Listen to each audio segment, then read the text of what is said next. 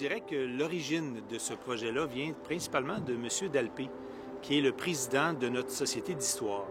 Lorsqu'il y a eu une demande de démolition du bâtiment, M. Dalpé, étant très au fait de tout notre patrimoine bâti, est venu nous voir en nous disant « Écoutez, je pense sincèrement que ce bâtiment-là a une valeur patrimoniale importante. » On a fait des recherches, on a essayé de voir les premiers acheteurs, puis ça a toujours été la famille Hébert, de père en fils jusqu'à Mademoiselle Antoinette, puis ensuite c'est mon père qui a acheté jusqu'à moi.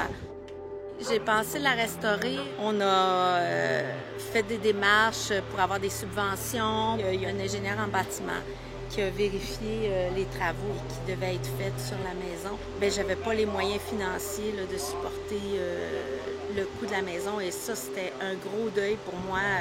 Donc, partant de ça, il y a une expertise qui a été faite sur la valeur du bâtiment et c'est là qu'on s'est rendu compte qu'à l'origine, probablement que la première pierre de ce bâtiment-là est alentour de 1700. Et dans le rapport, on a compris qu'il y a énormément de valeurs patrimoniales et de pièces qui sont uniques à cette époque-là, qui sont encore présentes. Mais Varennes, le conseil n'a pas eu le choix, on s'est dit non, un instant, là, c'est un patrimoine bâti d'une grande valeur, ça restera chez nous. Mais maintenant, qu'est-ce qu'on fera avec ça? Toutes les spéculations sont ouvertes, mais on a plein de bonnes idées.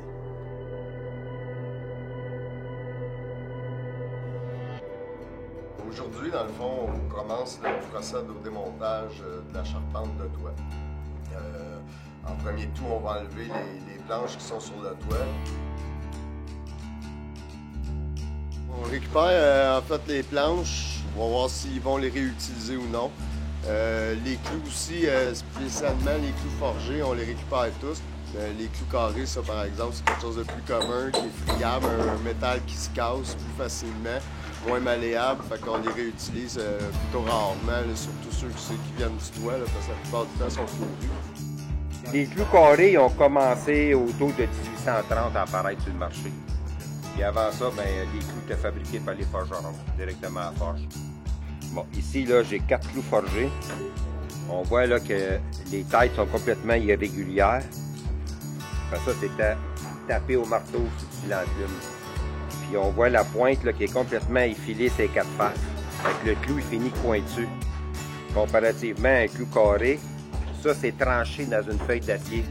Fait que sur un côté, le clou, il a toute la même épaisseur, qui était l'épaisseur de la feuille d'acier. Puis l'autre côté, il était peint.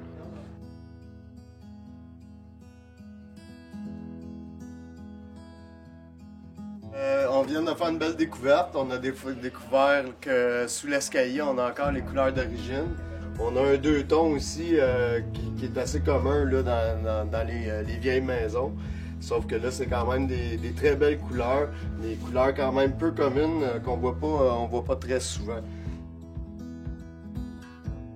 Pour connaître l'histoire de la maison, ben là, il va falloir après ça, partir là, à la recherche là, des vieux contrats notariés qu'il y a eu à différentes époques, parce que c'est pas comme aujourd'hui, donc c'était pas aussi bien documenté lorsqu'on arrive là, au niveau de 1700 ou 1750 là, pour trouver les propriétaires là, de maisons. C'est sûr que pour la construction de maison, ils ne passaient pas nécessairement là, chez le notaire là, pour faire notarier la construction, mais au moins qui avait acheté la propriété, sur quel lot était situé. Donc des fois, ils décrivaient qu'il y avait une maison sur le lot qui était vendue à telle personne. C'est un peu comme faire de la généalogie, mais de la maison. C'était vraiment la charpente qu'on démontait au fur et à mesure qu'on démontait les sections de planches. La charpente est numérotée, toutes les mesures sont prises. Il y a des pièces qui ont été endommagées par le temps, forcément avec les mesures, puis les gabarits qu'offrent les anciens morceaux, on va pouvoir les reproduire puis s'assurer que ça soit vraiment là, pareil comme c'était il y a 300 ans. On va aussi mettre des contreventements sur la charpente pour s'assurer qu'il n'y a rien qui tombe par le temps qu'on va démonter le tout, là, afin que ça tombe pas comme un jeu de cartes. C'est sûr qu'il y a une déconstruction de vieilles maisons à son lot, de choses qu'on ne peut pas calculer. On a été dans les temps, on n'a pas rien cassé, là. Les morceaux sont restés entiers. Ici à Varennes, on trouve de nombreux bâtiments du régime français, des maisons d'inspiration québécoise de l'époque. Au cours des 10 dernières années, c'est arrivé quand même assez souvent qu'on a eu à travailler à sauvegarder les plus belles espèces de ce type de maison-là. Par contre, jamais de la nature de la maison Jourdouin. On n'a jamais vu quelque chose comme ça. Ce qui fait que quand la Société d'histoire a attiré notre attention sur la maison Jourdouin, ben, on y a pas cru au départ parce qu'elle était beaucoup plus âgée que ce qu'on avait l'habitude de voir. Elle était dans un secteur de la ville aussi qui était très peu sélectionné, je dirais, pour se construire à l'époque. On était plutôt proche du fleuve, proche des rivières. Là, on est en plein milieu d'une terre agricole. Fait que c'était peu probable que la date qui était avancée était possible. Puis avec les notions de patrimoine bâti que j'ai en poche, je me suis dit, je vais arriver sur le chantier, puis je vais découvrir des traces qui vont me dire que le bâtiment est beaucoup plus récent. Puis quand on est arrivé sur le chantier, j'ai vu ce qu'on m'a raconté. C'est à partir de là qu'on a commencé à y croire, puis à espérer comme tous les autres. On a vu des spécialistes venir sur le chantier, des archéologues, des dendrochronologues. Et ces gens-là aussi nous laissaient croire que c'est possible. Alors depuis, on est complètement emballés. On a possiblement une maison hors du commun, avec une date de construction qui est difficile à croire. C'est très emballant comme projet. En jour 2, on va enlever les pièces qui ceinturent le bâtiment. On appelle ça les sablières. Pour ensuite accéder aux pièces de charpente proprement dites, qui vont être intercalaires entre les poteaux.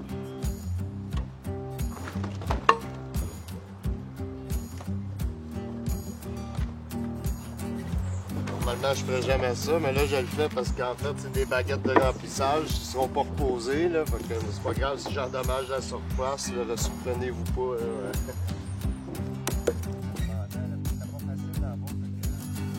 Là, on est rendu dans le démantelage du plancher. Il fallait couper les clous, donner un petit peu d'espace parce que les clous sont très profonds, sont très longs, sont vraiment bien arrimés.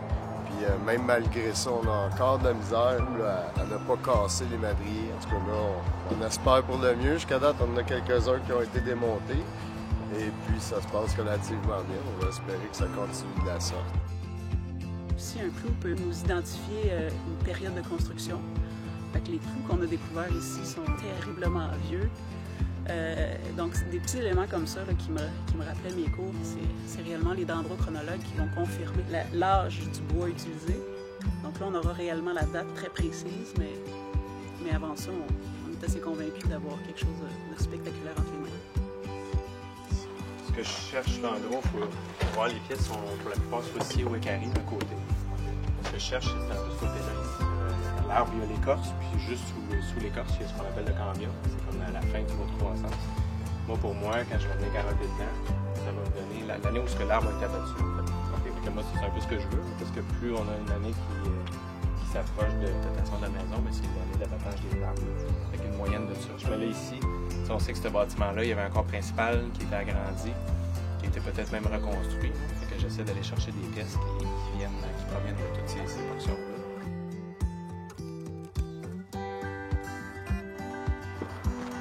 J'essaie d'éviter deux choses, les nœuds. Je veux évidemment pas non plus avoir de clous. Je vérifie juste à quelle profondeur je suis rendu. Je vais à peu près si j'ai atteint le proche du cœur ou si je suis trop loin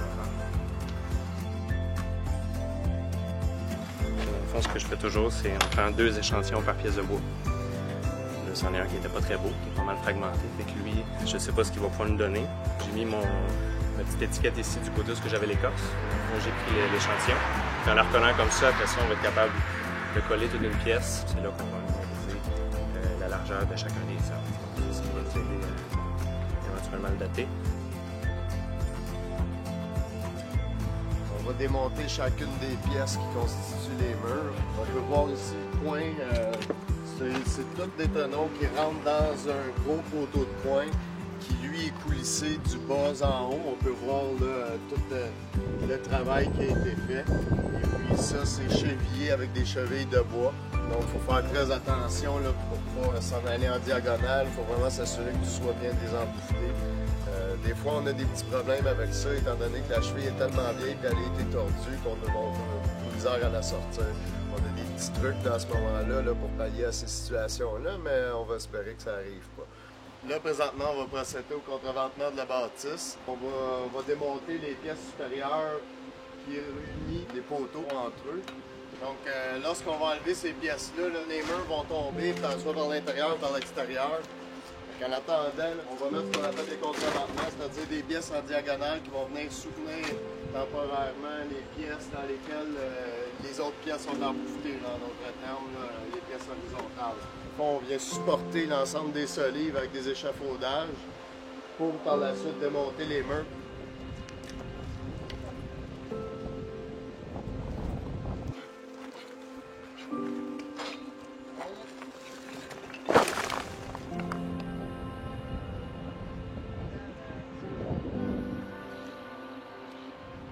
Lors du démontage, on utilise une scie, non pas pour couper le bois de la charpente comme tel, mais pour couper ses arrimages.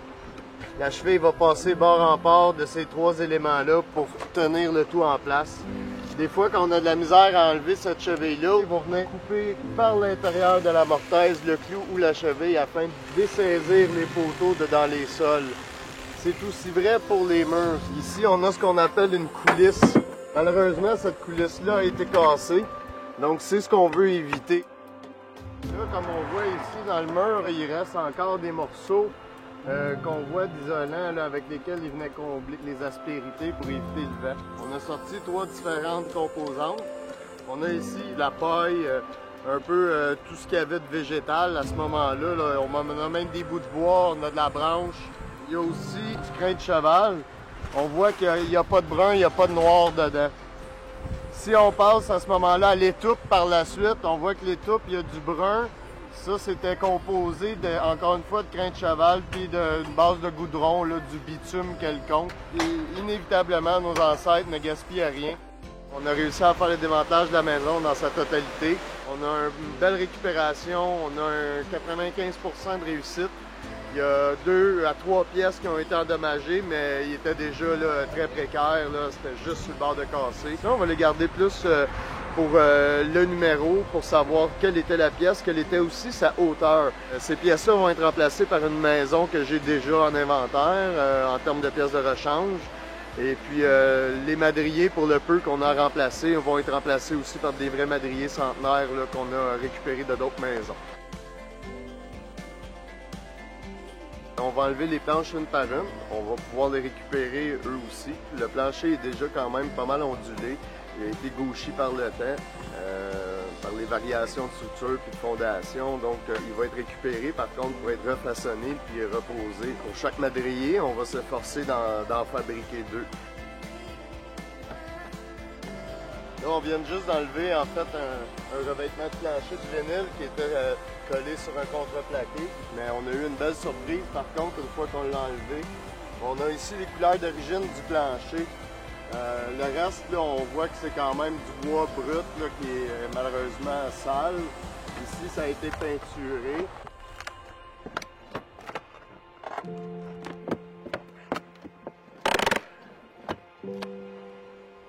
Sinon, une journée venteuse, ils annoncent de la pluie en fin de journée, donc on va espérer avoir le temps de tout charger sur la remorque. Parce que si c'est trop mouillé à ce moment-là, lorsqu'on va l'entreposer, il peut y avoir des risques de pourriture. Donc, on fait vraiment tout pour s'assurer que le bois reste sec en tout temps. C'est pas trop fort. On va garder doublé, là. C'est pas à défaire. On vient juste d'avoir une petite averse impromptue. Ça nous a déclenché, mettons, pour mettre la toile sur l'ensemble du chargement là, qui est sur la remorque. Et puis, on a mis la toile là, par-dessus tout ce qu'on avait à récupérer, qui était très important, qu'il ne soit pas mouillé.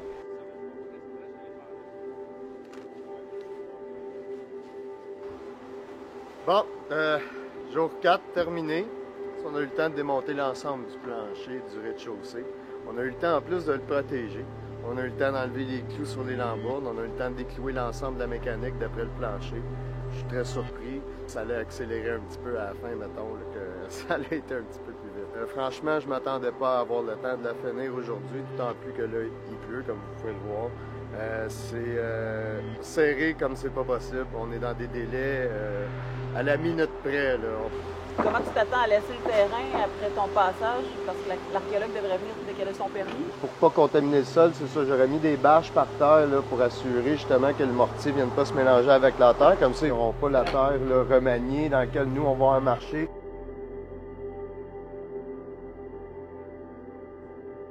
Comme on a affaire à une maison ancestrale qui est occupée jusqu'à l'hiver passé, ça sous-entend qu'il y a eu plein de travaux, de patchage, de désir de préserver le bâtiment dans lequel on vit. À première vue, il y a beaucoup d'éléments récents qui viennent cacher des indices plus anciens. On se rend compte que c'est pas aussi simple que ce qu'on s'attendait. On a besoin de plus de petites fenêtres là, pour aller chercher justement les informations qui nous manquent. Donc peut-être réadapter la stratégie d'intervention pour pouvoir avoir une vision plus juste de tout ce qui s'est passé ici. On a par exemple un fond d'une grosse cruche en verre. Ça, c'est relativement récent. Comparativement, par exemple, à un morceau de faïence qu'on n'a pas en très grand nombre. C'est un des éléments les plus anciens de l'assemblage.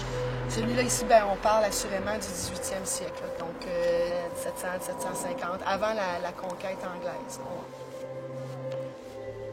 À date, on n'a pas beaucoup d'objets de la vie quotidienne.